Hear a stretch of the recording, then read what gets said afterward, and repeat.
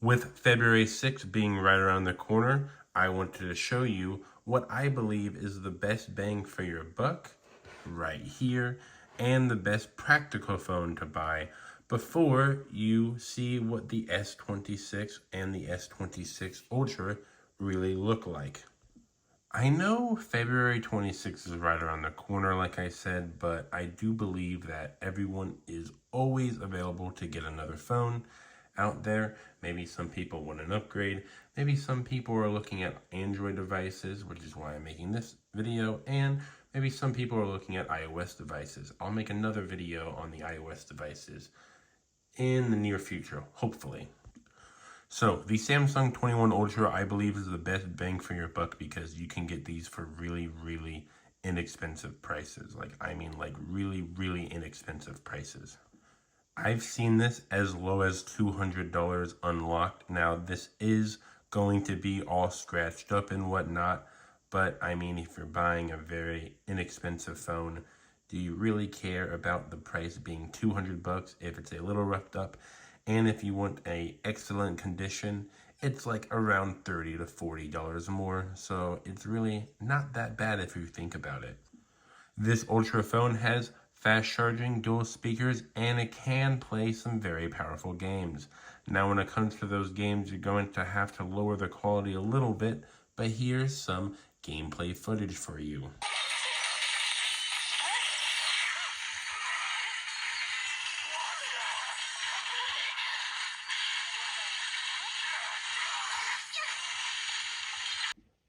This has a 108 megapixel main camera with 8K at 24 frames, but it has like Ultra HD at 60 frames a second. So, I mean, if you really think about it, it's good enough for me.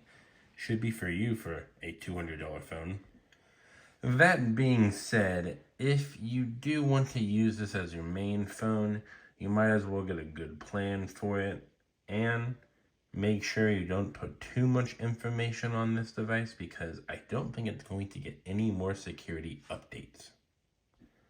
But for a $200 phone, I'm pretty sure there's very affordable plans out there depending on how much you actually use your device.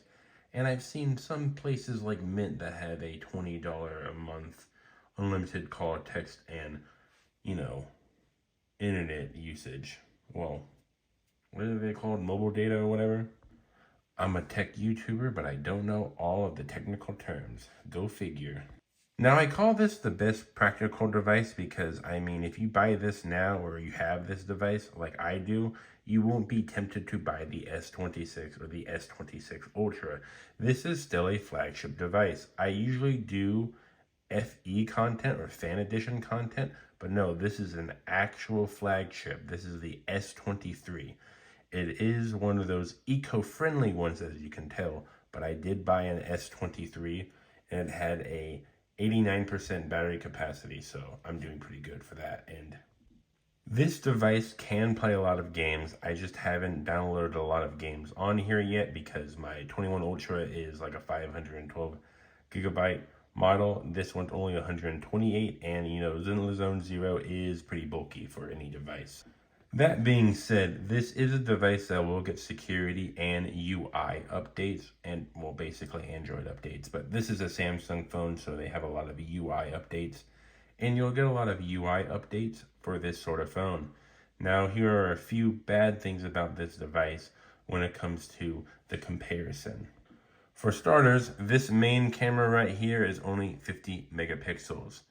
Now, that is going to be pretty bad when you're comparing the device because this will be good for, YouTube and other forms of social media. But if you really want to go the extra mile whenever you're doing your recordings for social media, of course, you want the bigger megapixel.